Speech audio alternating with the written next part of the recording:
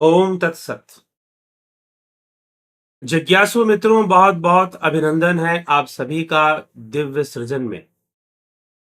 तो आज के इस व्याख्यान में हमारा जो विषय है कि मृत्यु के समय आत्मा किस शरीर के किस अंग से बाहर निकलती है। कई लोग कहते हैं कि आत्मा ब्रह्मरंध्र से बाहर निकलती है, कुछ लोग कहते हैं कि नहीं, यहां माथे से बाहर निकल जाती है। कुछ लोग कहते हैं कि आंखों से बाहर निकलती है, कुछ लोग कहते हैं नासिका से बाहर निकलती है, मुंह से, कान से, नाभि से, जननेंद्रियों से, उत्सर्जन इंद्रियों से, अर्थात मूत्राशय, मलाशय, मल द्वार से भी आत्मा बाहर निकल जाती है। तो सर्वप्रथम हमें हम आज इसी विषय को समझेंगे आज के इस चर्चा में, इस व्याख्यान में। तो आत्मा, सबसे पहले आत्मा काल से परे है। आत्म तत्व काल से परे है। तो जो काल से परे है, ना वो कहीं आता है, ना वो कहीं जाता है, ना वो कहीं निकलता है, ना वो कहीं पहुंचता है, ना वो कहीं खाली होता है और ना ही कहीं वो भरता है। तो आत्मा सर्वव्यापी, कालातीत है, गुणातीत है। तो फिर वो कहां आएगा और कहां जाएगा? वो शरीर से बाहर नहीं निकलता। वास्तव में मृत्यु क्या है? Termination of our physiological system, metabolism. अगर हम मेडिकल साइंस, आयुर्विज्ञान इस विषय में हम बात करें तो शरीर के अंदर जो हमारे सिस्टम है, जब वो काम करने बंद कर दे तो मृत्यु घटित हो जाएगी। शरीर काम करना बंद कर दिया, शरीर के सिस्टम ने काम करना बंद कर दिया, इसका मतलब ये नहीं है कि आत्मा नहीं है अब शरीर में। आत्मा शरीर में फिर भी है। आत्मा हमेशा ही है। मृत शरीर में भी है, जीवित शरीर में भी है। मृत शरीर में जो नहीं है उसे कहते हैं जीव, इसीलिए उसे निर्जीव कहते हैं। या फिर जीव के होने से उसे सजीव कहते हैं। तो इसलिए आत्मा यहां से निकल गई, वहां से निकल गई, ऐसा नहीं होता। आत्मा न कहीं आती है न जाती है, वो हमेशा ही विद्यमान है। तो फिर वो कहीं ना आएगी ना कहीं जाएगी, तो फिर वो निकलेगी क्यों? अरे मान लीजिए आपके घर में फ्रिज है, फ्रिज खराब हो गया, तो फ्रिज खराब होने का मतलब ये थोड़ी ना कि बिजली ने फ्रिज को छोड़ दिया। बिजली तो जब स्विच ऑन करोगे, बिजली फिर भी फ्रिज में जाएगी, लेकिन फ्रिज का अपना सिस्टम खराब हो गया। अगर वो रिपेयर हो सकता है तो करवा लो, नहीं तो पुराना फ्रिज है, खराब भी हो गया, निकालो और नया फ्रिज ले आओ। वैसे ही पंखा चलना बंद हो गया, तो पंखा चलना बंद होने का मतलब ये नहीं कि बिजली खराब हो गई, बल्कि पंखा खराब हो गया। पंखे का अपना सिस्टम खराब हो गया। नहीं बन सकता तो नया पंखा ले आओ, बिजली तो अभी भी विद्यमान है। तो आत्मा हमेशा से है। आत्मा ना कहीं आती है और ना कहीं जाती है। इसलिए ये मत कहो कि आत्मा इस अंग से बाहर निकल गई, उस अंग से बाहर निकल गई, ऐसा बिल्कुल भी नहीं होता। अब हम आते हैं जीव या सूक्ष्म शरीर। सूक्ष्म शरीर इस शरीर से बाहर जाता है, अलग होता है। तो सूक्ष्म शरीर भी के साथ भी ऐसा कुछ नहीं होता है, क्योंकि सूक्ष्म शरीर सूक्ष्म में ही गमन करता है, सूक्ष्म में ही गमन करता है। बस उसका जो सिंक्रोनाइजेशन है वो टूट जाता है।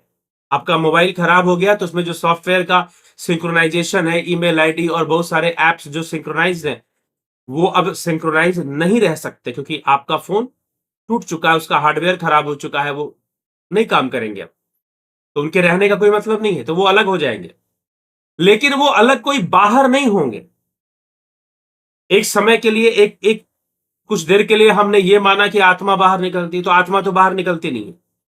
तो अब जीव बाहर निकलता है या सूक्ष्म शरीर बाहर निकलता है, तो भाई सूक्ष्म शरीर भी बाहर निकलेगा। तो जो ये कहा जा रहा है कि अब गरुड़ पुराण के अंदर 7 द्वार बताए गए हैं। दो आंख, दो कान, दो नासिका द्वार और एक मुख, 7। इनसे जो है प्राण बाहर निकलेंगे। तो प्राण बाहर निकलना और जीव बाहर निकलना, ये दो अलग अलग विषय है। तो प्राण बाहर निकलते हैं, ये बात सत्य है, लेकिन जीव कभी भी इस शरीर से अलग तो होता है, लेकिन जो बाहर निकलने वाली कोई बात नहीं। एक तो हमारे दिमाग में एक गलत अवधारणा यह है कि जो सूक्ष्म शरीर है वो हमारे शरीर के भीतर है। ये जो स्थूल शरीर है इसके भीतर एक सूक्ष्म शरीर है, हम ऐसा मान लेते हैं। जैसे कि इसकी बाउंड्री में वो कैद हो, सूक्ष्म शरीर इस स्थूल शरीर की अंदर में कैद है या बाउंड्री में कैद है, ऐसा कुछ भी नहीं है। सूक्ष्म शरीर का दायरा इस स्थूल शरीर से भी बड़ा होता है, इसकी सीमा स्थूल शरीर से भी अधिक होती है। इसलिए मन तो इंद्रियों से भी ताकतवर होता है, सभी इंद्रियों में सबसे शक्तिशाली मन है, क्योंकि मन सूक्ष्म शरीर में है, ना कि स्थूल में। तो उसका जो दायरा है, उसका जो अगर हम कहें सरकमफ्रेंस कहें या दायरा कहें, तो वो जो है स्थूल शरीर से भी बृहत है, स्थूल शरीर से भी बड़ा होता है। इसलिए यह ना कहें कि सूक्ष्म शरीर इस स्थूल शरीर में है, बल्कि स्थूल शरीर इस सूक्ष्म शरीर में है। सूक्ष्म शरीर इससे विशाल भी है, बड़ा भी है। तो सूक्ष्म शरीर का जो डिटैचमेंट हो जाता है इस स्थूल शरीर से, तो वो अलग हो जाता है, लेकिन वो भी कोई अंग फाड़ के नहीं निकलता। कुछ लोग कहते हैं ब्रह्मरंध्र फाड़ के निकल गया। कभी देखा है किसी का जब मरा हो तो ऐसे ब्रह्मरंध्र में कोई होल बन गया हो, कोई छेद बन गया हो मरने वाले लोगों का? या कहीं देखा है कि मृत शरीर के अंदर कोई मरते पर, अरे भाई किसी को गोली लग गई तो गोली लगने का छेद तो बनेगा। वो देश के लिए लड़ रहा होगा और उसे गोली लग गई तो गोली का तो छेद बनेगा। या किसी ने उसे गोली मार दी और उसकी मृत्यु हो गई तो गोली का तो छेद बनेगा। तो उस छेद से आत्मा थोड़ी ना बाहर निकला या जीवात्मा थोड़ी ना बाहर निकला। ये बड़ी विचित्र धारणाएं कुछ लोग पाल के बैठे और ऐसी ऐसी बातें करते। अब इंटरनेट पर तो इतना बकवास आपको मिलेगा कि गैर वैज्ञानिक बातों को भी बड़ा ही वैज्ञानिक ढंग से समझा दिया जाता है। तो उसका भी खंडन करना पड़ता है। बड़ी मूर्खतापूर्ण बातें भी कई बार होती हैं और वैज्ञानिकता के नाम पर हो जाती हैं। तो इसीलिए जो है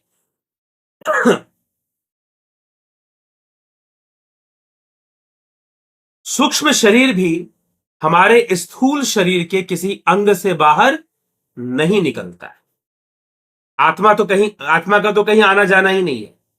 और रही बात सूक्ष्म शरीर का, जीव का, तो वो भी किसी शरीर को से बाहर निकल रहा हो ऐसा नहीं है। वो तो जैसी मृत्यु होती है वैसे शरीर की स्थिति बन जाती है, आंखें खुल जाती हैं, मुंह खुल जाता है। घुटन के कारण व्यक्ति की मौत हो तो कई बार जीभ बाहर निकल जाती है।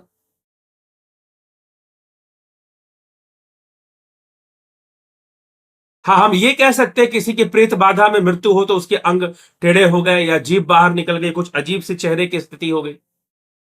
लेकिन जीवात्मा शरीर के किसी अंग को फाड़कर या तोड़कर बाहर निकल रही है ऐसा नहीं होता है, क्योंकि वो सूक्ष्म में है। ये शरीर अपने कारणों से, बीमारी से या किसी और अन्य कारण से, जब इस शरीर का सिस्टम बिगड़ता है, कोई भी कारण हो सकता है, सूक्ष्म भी कारण हो सकता है। अब किसी को बहुत हाइपरटेंशन हो गया, हार्ट अटैक आ गया, तो सूक्ष्म कारण ही तो है ना। मन में बहुत सारे विचार चले, मन में बहुत सारी नकारात्मक भावनाएं हुई, स्ट्रेस बहुत बढ़ गया, हाइपरटेंशन बढ़ गया, ब्रेन हैमरेज हो गया, ब्रेन स्ट्रोक हो गया, ऐसा भी तो होता है ना। तो कारण तो सूक्ष्म बन रहा है, लेकिन वो सूक्ष्म शरीर इस शरीर के किसी अंग से बाहर निकलता है ऐसा भी नहीं होता है। बस वो सूक्ष्म सीधा अपने शरीर से अलग हो जाया करता है। सीधा कहने का मतलब बस उसका डिटैचमेंट हो गया, क्योंकि इसकी व्यवस्था नष्ट हो गई तो अब इसके प्रयोग का नहीं है। जैसे कि कोई ड्राइवर गाड़ी चल रहा है, गाड़ी अचानक से खराब हो गई या गाड़ी का एक्सीडेंट, तो ड्राइवर बाहर निकल गया कि भाई गाड़ी चला ही नहीं सकते तो इसमें क्या बैठना, फिर चलो निकलो। तो सूक्ष्म शरीर अपना अलग हो जाता है अपने आप। हाँ, कुछ पुस्तकों में, एक पुस्तक में एक संत उन्होंने लिखा है कि मृत्यु के समय शरीर के ऊपर एक आभा दिखाई देती है, एक मिस्ट सी दिखाई देती है। अगर ध्यान से देखा जाए, उसे सभी नहीं देख सकते, तो कुछ एनर्जी जैसे कि उससे अलग हो रही है, लेकिन वो किसी अंग को फाड़कर या किसी विशेष अंग से निकल रही हो, ऐसा नहीं है। ठीक है, तो ये समझना है। तो इसलिए मृत्यु के समय किसी अंग से ना तो आत्मा बाहर निकलती है, ना जीव बाहर निकलता है। अब जो गरुड़ पुराण में जो बात कही गई है कि इन अंगों से, 7 अंग जो बताए गए, 2 कान, 2 आंख, 2 नासिका छिद्र और 7वां मुंह, इनसे जो है वायु बाहर निकलती है, जिसको आप प्राण वायु या उदान वायु कह सकते हैं। क्योंकि जो उदान वायु, मुख्य रूप से उदान वायु, अब देखिए और भी दूसरे वायु हुआ करते हैं जो शरीर में रहते हैं, वो तुरंत शरीर का त्याग नहीं करते। यहां तक कि शरीर आपकी मृत्यु हो चुकी है, शरीर का फिजियोलॉजिकल सिस्टम काम नहीं कर रहा, सर्कुलेटरी सिस्टम काम नहीं कर रहा, मान लीजिए न्यूरो सिस्टम काम नहीं कर रहा है, तो मृत्यु हो चुकी है। हृदय गति रुक गई, जठराग्नि मंद हो गई, खत्म हो गई, अब नहीं है, और ब्रेन डेड हो गया, आप मृत हो चुके हैं। लेकिन फिर भी शरीर के दूसरे कई अंग जो हैं वो कार्यरत फिर भी रहते हैं। आपका बहुत धीमी गति से यूरिनरी सिस्टम काम करता हुआ रह सकता है। आपके शरीर की कोशिकाएं नहीं मरती हैं, आपके शरीर की कोशिकाएं नहीं मरती हैं मृत्यु के बाद भी।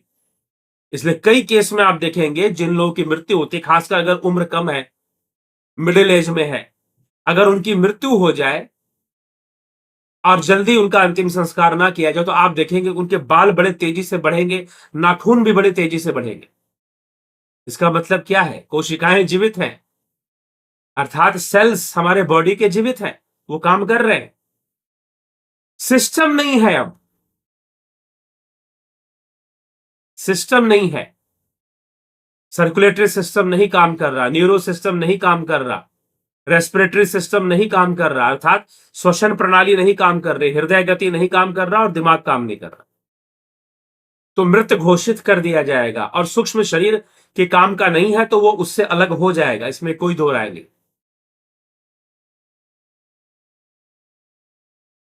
लेकिन जब मृत्यु होती है तो हमारे कान, हमारे आंख, हमारे नाक से जो वायु जो बाहर निकलती है उसे हम उदान वायु कहते हैं। क्योंकि जितने भी हमारे सेंसरी परसेप्शन हैं, योग शास्त्र के अनुसार वो उदान वायु के कारण होते हैं, अर्थात इंद्रियों का जो अनुभव है वो उदान वायु के कारण होता है। इसीलिए महर्षि पतंजलि ने विभूतिपाद, पतंजलि योग सूत्र विभूतिपाद के मतलब तीसरा जो अध्याय है पतंजलि योग सूत्र के, उसके 40वें सूत्र में क्या कहा है? उदान जया जल पंक कंटका द्विपसंग उत्क्रांतिश्च, उदान नामक स्नायु प्रवाह पर जय प्राप्त कर लेने से योगी के शरीर से पानी या कीचड़ या कंटक, कांटा चुभना, का संयोग नहीं होता। ये कांटों पर चल सकते हैं और इच्छा मृत्यु को प्राप्त होते हैं। अर्थात जिस योगी ने उदान वायु पर अपना नियंत्रण प्राप्त कर लिया, वो जब चाहे तब शरीर का त्याग कर सकता है। इच्छा मृत्यु की शक्ति आ जाती है और वो कांटों पे चल सकता है। क्यों? क्योंकि जो कांटों पर चुभने का जो एहसास है वो दिमाग को बताता कौन है? उदान वायु बताता है। अर्थात उदान वायु का जो संबंध है हमारे न्यूरो सिस्टम से है, व्यान वायु का संबंध हमारे सर्कुलेटरी सिस्टम से है, समान वायु का संबंध हमारे डाइजेस्टिव सिस्टम से है, अपान वायु का संबंध हमारे एक्सक्रीटरी सिस्टम से है, और प्राण वायु का संबंध हमारे रेस्पिरेटरी सिस्टम से है। ये जो पंच वायु बताए गए हैं योग शास्त्र में, प्राण, अपान, समान, व्यान और उदान, तो उदान वायु की जो डायरेक्शन होती है वो अपवर्ड होती है, टुवर्ड्स ब्रेन होती है। तो ये सेंसरी परसेप्शंस के लिए रिस्पॉन्सिबल होता है। हमें कांटा चुभा, मान लीजिए उंगली में यहां पर कांटा चुभा, अब हमें पता चला, दिमाग में पता चला। अब मान लीजिए एनेस्थीसिया दे दिया जाए तो पता ही नहीं चलेगा ना। अब वहां के जो नर्व सेल है वो न्यूट्रलाइज हो जाते हैं। जहां एनेस्थीसिया दे दिया जाएगा नर्व सेल न्यूट्रलाइज हो जाएंगे। कुछ जीव होते हैं जहरीले, जैसे कि करेत करेत सांप जो होता है उसके अंदर न्यूरोटॉक्सिन्स होते हैं, वो ब्रेन को सुन्न कर देता है उसका जहर। इसलिए अचानक से जब काटता है तो लोगों को पता ही नहीं चलता, खून भी नहीं निकलता। और पता ही नहीं चलता जब करेत अगर काट ले, कॉमन करेत जिसको बोलते हैं, जो सबसे ज्यादा मर पूरे विश्व में जो सबसे ज्यादा लोग मरते हैं कॉमन करेत के काटने से मरते हैं। सर्पदंश में वैसे कम ही सांप हैं जो कि जहरीले होते हैं, उनमें से एक न्यूरोटॉक्सिन रखने वाला जो सांप है वो करेत होता है। और करेत के प्रजाति के एक दो और होते हैं जिनको अलग नाम से भी, एक वोल्फ होता है उसको भी अलग नाम से उसी प्रजाति का लगभग होता है। तो अगर आपने सुई चुभाई और दिमाग को पता चला, एनेस्थीसिया दे दे जब दिमाग को पता नहीं चलता, ठीक है। तो जो पता चला वो हमारे न्यूरो सिस्टम से पता चला, नर्व सेल से पता चला। और नर्व सेल में जो करंट का प्रवाह है उसको कहते हैं उदान वायु। जी हां, नर्व सेल में करंट का प्रवाह होता है, चार्ज होती है आयोन्स के फॉर्म में, यहां पर चार्ज होती है, उसका एक फ्लो दिमाग तक जाता है। वो यहां से उठकर नहीं जाएगा, उसका करंट जाएगा। इसीलिए ये जो हमारा मोबाइल फोन है आजकल आजकल जो हम मोबाइल फोन यूज करते हैं टच स्क्रीन, इसमें क्या है, आपके फिंगर के अंदर जो इलेक्ट्रिसिटी है उसी का यूज हो रहा है। उसी के टच से जो है आप यूज किया जा रहा है, एक टेक्नोलॉजी को यूज किया, क्वांटम फिजिक्स की टेक्नोलॉजी है। तो आपके बॉडी में करंट के माध्यम से आपको सारी अनुभूतियां होती हैं, चार्ज के माध्यम से सारी अनुभूतियां होती हैं। चार्ज बोलो करंट बोलो एक ही बात है। बैटरी चार्ज करते हैं ना, करंट के लिए चार्ज करते हैं ताकि उसमें करंट का फ्लो हो, तभी हम मोबाइल की बैटरी भी चार्ज करते हैं। मोबाइल चार्ज कर लो, इसकी जरूरत क्या पड़ती है, इसीलिए पड़ती है।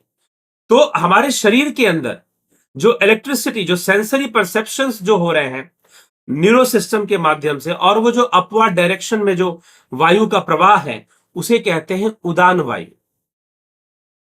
और मृत्यु के समय जब तक उदान वायु शरीर का त्याग नहीं करेगी,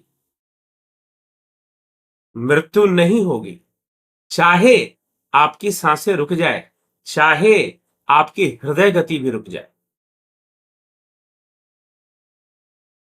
अब कई बार तो ध्यान करते हुए योगियों की, जो सिद्ध योगी है, कई घंटों तक उनकी श्वासें रुक जाती हैं लेकिन उनकी मृत्यु नहीं होती। एक ऐसे ही बहुत बड़े योगी हुए श्री श्यामाचरण लाहिड़ी महाशय। एक बार वो ऐसी ही कुछ बातें बता रहे थे तो कुछ लोग उनको सुन रहे थे, तो कुछ लोग आए थे नए नए, तो उन्होंने उनका परिचय पूछा कि तुम अपना परिचय बताओ। तो उसने कहा कि मैं डॉक्टर हूं। अच्छा, तुम डॉक्टर हो, तो तुम्हारे परिभाषा में मृत्यु की अवस्था क्या होती है? उसने कहा कि दिल की धड़कन रुक जाएगी, ये जो हमारे नर्व है, ये जो नसें हैं, यहां पर नाड़ी है, इसको नाड़ी बोलते हैं, तो ये जो नाड़ी है ये नाड़ी रुक जाएगी। यहां पर जो डॉक्टर लोग, नाड़ी विशेषज्ञ लोग यहां ऐसे दबा के पकड़ते हैं, ये भी काम नहीं करेगी, पल्स रेट नहीं रहेगी मतलब। तो लाहिड़ी महाशय जी ने थोड़ी ध्यान लगाया, थोड़े ध्यान में बैठे, फिर धीरे से उन्होंने आंखें खोला और कहा कि देखो, मैं मरा हूं या जिंदा हूं।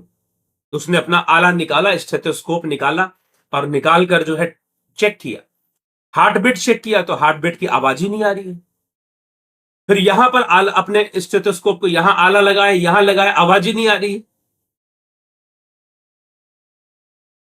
तो आप बताओ कि मैं मरा हूं या जिंदा हूं? तो डॉक्टर बोला, आपकी हृदय गति तो मैं नहीं पकड़ पा रहा, कोई आवाज नहीं सुनाई दे रही मुझे हार्ट बीट की, और नाड़ी भी काम नहीं कर रही है आपकी, लेकिन आप बोल तो रहे हैं, बातचीत कर रहे हैं, तो मैं ये नहीं बोल सकता कि आपकी मृत्यु हो गई है। मैं ऐसा नहीं कह सकता कि आपकी मृत्यु हो गई, ऐसा नहीं कहा जा सकता। तो इस तरह से उन्होंने, डॉक्टर ने उत्तर दिया। तो वायु पे नियंत्रण से ये किया जा सकता है, योगी ऐसा वायु पे नियंत्रण से कर लेते हैं। तो सर्कुलेटरी सिस्टम व्यान वायु है, डाइजेस्टिव सिस्टम समान वायु है, एक्सक्रीटरी सिस्टम अपान वायु है। मल मूत्र या जितनी भी चीजों का हम त्याग करते हैं उसमें अपान वायु की इन्वॉल्वमेंट होती है। और फिर प्राणवायु है जो कि सबसे जो ट्रिगर पॉइंट माना गया है। प्राणवायु श्वास लेना छोड़ना, फिर वही वायु जो है अनेक रूप धारण कर कर शरीर में कार्यरत रहती है। तो उदान वायु, जी हां, उदान वायु ही जिसको कहा जाता है शरीर से प्राण का निकलना, तो वो आंखों से, मुंह से, कान से निकल सकती है। तो उदान वायु निकलती है, लेकिन उदान वायु मृत्यु होने के बाद निकलती है, मृत्यु के समय नहीं निकलती। मृत्यु होने के बाद उदान वायु निकलती है। कितने दिनों बाद, कितने समय बाद? लगभग 30 सेकंड से 1 मिनट बाद उदान वायु जब देखती है कि भाई इसका न्यूरो सिस्टम अब बेकार हो गया, सर्कुलेटरी सिस्टम भी बेकार हो गया, तो उदान वायु भाई शरीर छोड़ देती है, तो मृत्यु घटित हो जाएगी। जब उदान वायु ने शरीर छोड़ा तो मृत्यु घटित हो जाएगी, और उदान वायु के माध्यम से ही जीव निकल जाता है, सूक्ष्म शरीर निकल जाता है। उदान वायु के माध्यम से ही सूक्ष्म शरीर भी अलग हो जाता है। ठीक है, तो ये विषय है। तो ये कहना कि वायु जो है निष्कासित होती है, ना तो जीव और ना ही आत्मा इस तरह से, हां जीव अलग हो रहा है लेकिन सूक्ष्म में ही गमन करता रहता है, और उदान उसे खींच के बाहर ले जाता है, शरीर से उसका संबंध तोड़ देता है, उदान वायु। और मृत्यु के बाद एक और वायु होती है जो लगभग 5-6 घंटे बाद भी या 24 घंटे तक भी बनी रह सकती है, जिसको कहते हैं समान वायु। के लिए भी कहते हैं कि 24 घंटे बनी रह सकती है, क्योंकि सेल्स, आपका सेलुलर सिस्टम काम कर रहा है, तो सेल्स के अंदर जो डाइजेशन या जो गतिविधियां चल रही हैं वो काम है, कर रहा है, तो उसमें समान वायु विद्यमान है। और धनंजय वायु जो कि उप प्राण में आता है, धनंजय वायु भी शरीर में विद्यमान रहता है।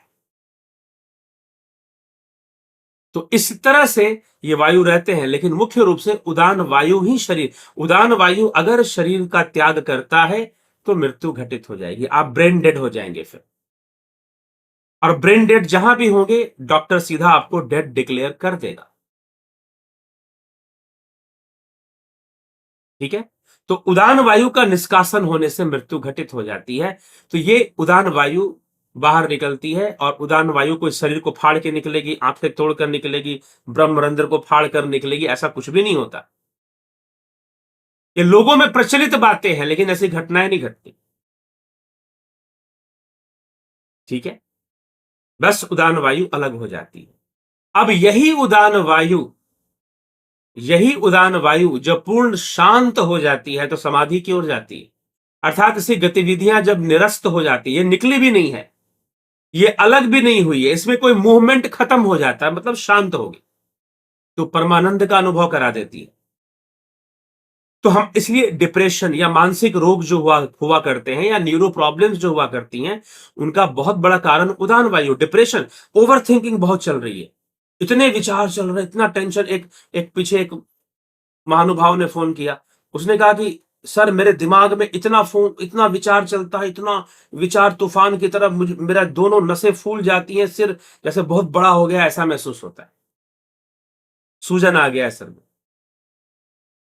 तो डिप्रेशन, ओवर थिंकिंग, हाइपरटेंशन, ये सब उदान वायु, ब्रेन स्ट्रोक, इसके पीछे भी उदान वायु रिस्पॉन्सिबल होता है। ठीक है, तो जितने भी हमारे सेंसरी सिस्टम्स हैं वो सबका फ्लो कहां है? ब्रेन की ओर है, दिमाग की ओर है, तो सबका फ्लो उधर है, तो सबको ऊपर की दिशा में वो ले जाता है। फिर वहां से फिर मोटर न्यूरॉन के इंस्ट्रक्शंस आते हैं कि ये करना है, वो करना है, तो हमारा हाथ ऐसे हिलेगा, वैसे हिलेगा, हम ऐसे करेंगे, वैसे। ये मोटर न्यूरॉन का काम है, सेंसरी न्यूरॉन का काम नहीं है। उसमें भी, क्योंकि ब्रेन से हो रहा है तो उसमें भी उदान वायु ही इन्वॉल्व है, लेकिन ये उदान वायु निकल गया तो आपका न्यूरो सिस्टम काम करना बंद कर देगा। न्यूरो सिस्टम काम करना बंद करते ही सारे चीजें अपने आप स्थगित हो जाती हैं। ना आप कुछ कर सकते हैं, ना ये शरीर कुछ करेगा, ना कुछ रिसीव करेगा। इंद्रियों के माध्यम से कुछ ग्रहण भी नहीं करेगा और कर्म इंद्रियों से कोई कर्म भी नहीं करेगा फिर, क्योंकि न्यूरो सिस्टम काम नहीं कर रहा। तो मुख्य रूप से उदान वायु, इसलिए महर्षि पतंजलि ने कहा कि जो योगी उदान वायु पर विजय प्राप्त कर लेता है वो इच्छा मृत्यु को भी प्राप्त कर लेता है। और जितने सेंसरी, आप पानी में चल रहे हैं, कीचड़ में चल रहे हैं, साफ स्थान पे चल रहे हैं या कांटों पे चल रहे हैं, आप कांटों पर भी चल सकते हैं, क्योंकि कांटों पे चलने का जो दर्द है, तकलीफ है, आपको नहीं होगा, क्योंकि आपने उदान वायु को जीत लिया है। उदान वायु को जीत लिया, यही ये सिद्धियों के वर्णन में महर्षि पतंजलि ने इसी प्रकार से फिर समान वायु का भी वर्णन किया उन्होंने। समान जया प्रज्वलनम, समान वायु को जीत लेने से शरीर दीप्तिमान हो जाता है। ठीक है, दीप्तिमान हो जाता है समान वायु को। समान वायु पूरे शरीर में सम रूप से व्याप्त होता है और मुख्य रूप से वो डाइजेशन सिस्टम में और सेल्स तक जो खाना पहुंच रहा है, जो न्यूट्रिशन सेल्स तक पहुंच रहा है, कोशिकाओं तक पहुंच रहा है, उसमें जो अति सूक्ष्म वायु की क्रिया है वो समान वायु की क्रिया है। तो समान वायु पर विजय से जो है एक योगी जो है अपने डाइजेशन सिस्टम को भी और कोशिकाओं को भी जीवित रखता है। तो उसकी वो दीप्तिमान मतलब दिव्य हो जाता है उसका शरीर समान वायु पर जय लाने से, और उदान वायु पर जय लाने से इच्छा मृत्यु को वो प्राप्त हो सकता है और इंद्रियों से होने वाले संपूर्ण अनुभूतियों पर अपना नियंत्रण ला सकता है। तो ये उदान वायु का विचार है। अब उदान वायु को डायरेक्शन देने के लिए आप क्या कर सकते हैं? ध्यान योग, मंत्र जाप भी कर सकते हैं, लेकिन मंत्र जाप उतनी मजबूत क्रिया नहीं है, उतनी प्रभावशाली क्रिया नहीं है उदान वायु को दिशा देने के लिए। ध्यान योग, वास्तव में ध्यान योग से में हम उदान वायु की ही शांति करते हैं। डिप्रेशन, फ्रस्ट्रेशन देने वाला जो वायु है उसी की हम शांति करते हैं ध्यान योग के माध्यम से। वैसे तो पंच वायुओं को नियंत्रण करने के लिए प्राकृतिक चिकित्सा और योग में बहुत सारी क्रियाएं बताई गई हैं, इसलिए ऑनलाइन प्राकृतिक चिकित्सा का कोर्स भी चलता है, आप ज्वाइन करना चाहें तो कर सकते हैं। तो ध्यान योग जो है आपके उदान वायु का संयम करता है, उसका नियंत्रण करता है। वैसे तो प्राणायाम करके हम सारे वायुओं पर ही सकारात्मक प्रभाव डालते हैं, लेकिन मुख्य रूप से ध्यान के द्वारा उदान वायु का संयम होता है। ठीक है, तो मृत्यु के समय यह उदान वायु शरीर से निकलता है, तभी मृत्यु घटित होती है। शारीरिक मृत्यु की बात कर रहा हूं, शरीर की मृत्यु की बात कर रहे हैं हम यहां। सूक्ष्म शरीर की मृत्यु नहीं होती, उसका मोक्ष होगा, उसका लय होगा, ना कि उसकी मृत्यु होगी। और उसी का लय होने से जीव की मुक्ति या मोक्ष संभव हो पाता है, नहीं तो नहीं हो पाता है। तो यह बात हमें समझना है। तो इसी तरह से कुछ लोग कहते हैं कि कुछ लोग क्या करते हैं, मृत शरीर में से कोई अंग निकालते हैं, अंतिम संस्कार करेंगे, अंतिम संस्कार करने के बाद आत्माराम को निकालते हैं।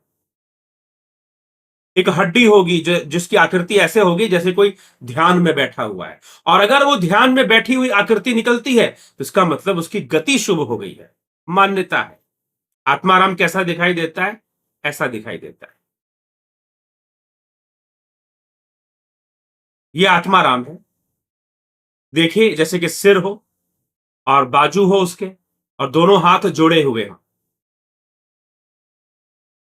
इस तरह से अगर आकृति निकल जाए आत्माराम की, या थोड़ी सी जब ये खंडित होती है तो टूटती है, तो जैसे लगता है व्यक्ति मेडिटेशन में बैठा है, ध्यान में कोई बैठा हुआ, मूर्ति है जैसे कोई। तो जब लोग अंतिम संस्कार करने के बाद जब लोग अस्थियां ले जाते हैं अपने घर में दिवंगत लोगों की जिनकी, तो उसमें से आत्माराम को निकालते हैं और कई कई बार उस आत्माराम को प्रवाहित करते हैं या उसकी पूजा करते हैं, उस पर जल छिड़क कर या पूजा कर कर के भाई आपकी सदगति हो, ऐसा कहते हैं। आत्माराम हड्डी क्या है? आत्माराम हड्डी हमारे सर्वाइकल बोन्स के अंदर दूसरा बोन है, हड्डी है एक C2 पीछे। अब ये इंपॉर्टेंट जगह है बहुत, यहां कोई किसी को पकड़ ले तो उसका पूरे शरीर का कंट्रोल उसके पास आ जाता है। इसलिए बाघ शेर आदि जानवर होते हैं ना, यहीं पर पकड़ते हैं सीधा। पीछे से पकड़े चाहे आगे से पकड़े। और इधर किसी को प्रेत बाधा होगी तो इस जगह पर भारीपन महसूस होगा, ये नसें जो है टाइट हो जाएंगी, यहाँ के जो मसल्स है वो टाइट हो जाएंगे, ऐसा भी होता है। तो लोगों का मान्यता है कि ये हड्डी जो है, इसकी आकृति बताती है कि गति कैसी हुई है, सदगति हुई है कि बुरी गति हुई है मृत्यु के बाद, ऐसा लोग मानते हैं, कहते हैं।